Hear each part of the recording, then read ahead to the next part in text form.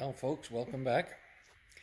I got a little sidetracked, and rather than work on the MGA, today I want to build an anvil. I have an old chunk of railway track, and I've seen a few of them on YouTube that people have made, and I got some specific ideas for mine.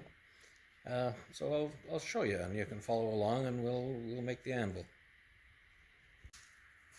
Now, one video that I watched online, the fellow was repairing some stainless steel trim, and he used an anvil. It was made from a railway track, and it was very narrow, just a slice, and I thought that looked like a great idea. So I'm going to cut it off there, and that's going to be anvil number one. I'll polish it up, and the other end I'll maybe round it off, and I'll be able to use either end. And then for the rest of it, I'm going to leave this end nice and square, so I've got some nice square corners. I'm going to have to clean up the bottom surface, and that'll be one nice flat anvil. The other end, I'll leave it the same shape it is, kind of rounded, the railway track, and I'll just clean it up and polish it. Now, down at the other end, actually, I was kind of thinking that if I can, make a little bit of a long, slow radiused curve on this side, and then coming in and tightening up. We'll have to do a little better job of laying it out. But so I've got a long curve, and then coming in on a much tighter radius on this side, and then leaving this side perfectly straight. I'll clean up the edges, I'll square it off and that. But first of all, I've got to make this outside shape. And the same thing on the other side. Obviously, I lose 1 inch on this end. And I just polish it all up so they're nice radiuses. And then on this end, I'll just round it off in both directions, I think. Yeah, I think that's what I'll do. I'll round it this way as well as rounding it off this way. So anyway, you can comment and tell me what you think of my idea here. Meanwhile, I'm gonna get to work.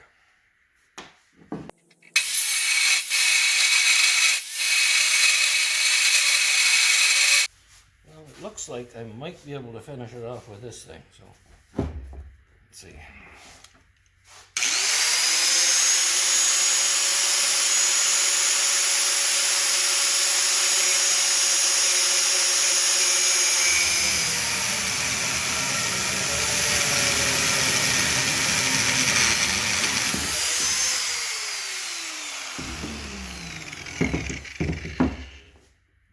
Need to get out and get myself a new disc, but at least I got this done.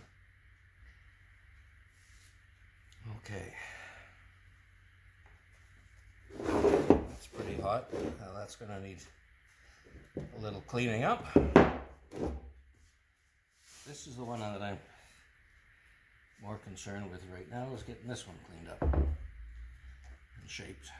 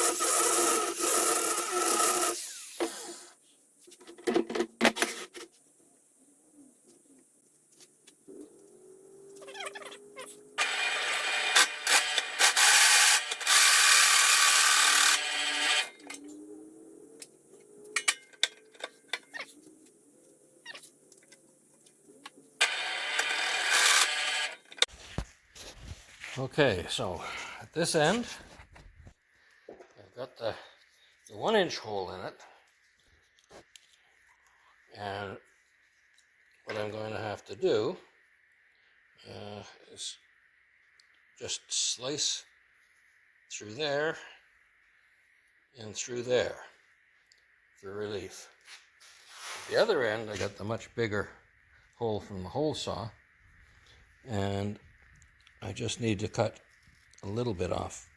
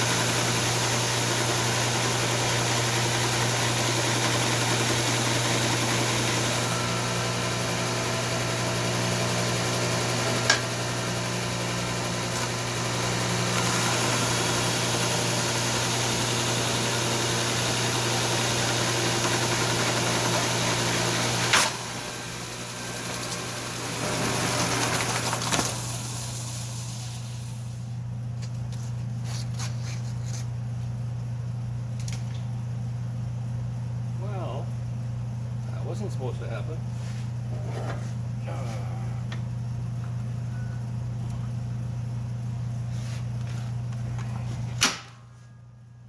I want to show you something that I find real handy, and that is these self-adhesive rolls of sandpaper.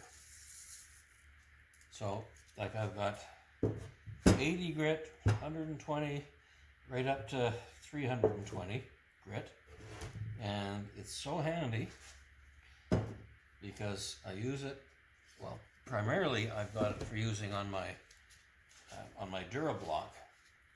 Then that's for doing the block sanding on the, when you're getting close to being finished, your body work on your whatever you're working on.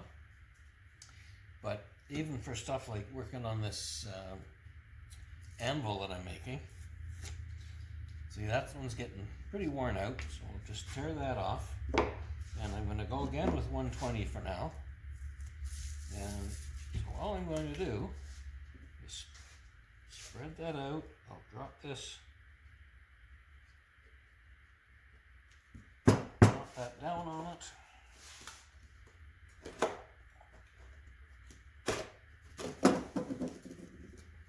And that's it. I got a fresh sanding block. So now I'm going to get back to work on my anvil there.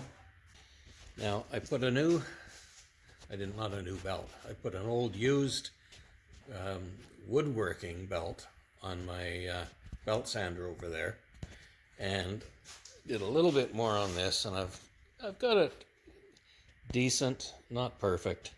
I'd like to do a little bit more. I've got some more belts on order for the belt sander, and we'll try and clean things up a little more then. But for now, not too bad.